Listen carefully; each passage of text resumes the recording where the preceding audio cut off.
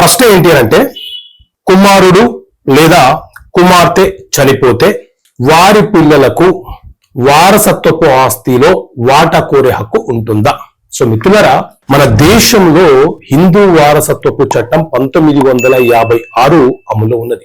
ఈ చట్టాన్ని 1985లో అప్పటి రాష్ట్ర ప్రభుత్వం అంటే స్వర్గీయ శ్రీ ఎన్టీ రామారావు గారు ఆడపిల్లలకు కూడా వాటా ఇస్తూ వారసత్వపు ఆస్తిలో వాటా కోరే హక్కులను కల్పిస్తూ ఆ చట్టాన్ని సవరణ చేయడం జరిగింది.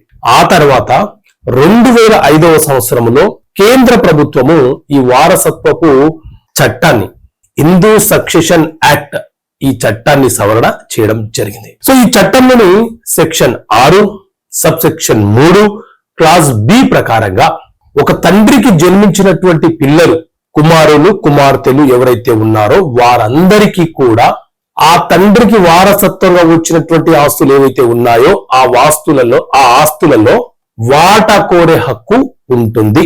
ఒకవేళ ఆ తల్లిదండ్రులకు జన్మించిన పిల్లలు కనుక వాటా భాగ పంపిణీ జరగడం కంటే ముందే వారికి పిల్లలు జన్మించిన తర్వాత కనుక మరణించి ఉంటే ఆ కుమారులకు కుమార్తెలకు రావాల్సినటువంటి ఆస్తి వాటా ఏదైతే ఉందో ఆ ఆస్తి వాటా వారి పిల్లలకు సంక్రమిస్తుంది.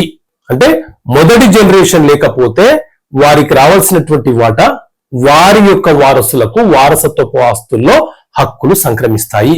వాటా కోరే హక్కు మనవలకు మనవరాళ్లకు కూడా ఉంటుంది అనేది మన హిందూ వారసత్వపు చట్టం 1956 చాలా స్పష్టంగా చెప్తున్నటువంటి అంశము. సో మిత్రులారా, ఇలాంటి అంశాలను చట్టపరమైన సమస్యలకు పరిష్కారాలు అనే పుస్తకంలో పొందపరిచాను. ఈ పుస్తకం నేనే రాశాను. మీకు కావాలనుకుంటే మా ఆఫీస్ నెంబర్కి కాల్ చేసి ఆర్డర్ చేయవచ్చు. ఓకే మిత్రులారా, థ్యాంక్ యూ. జై హింద్.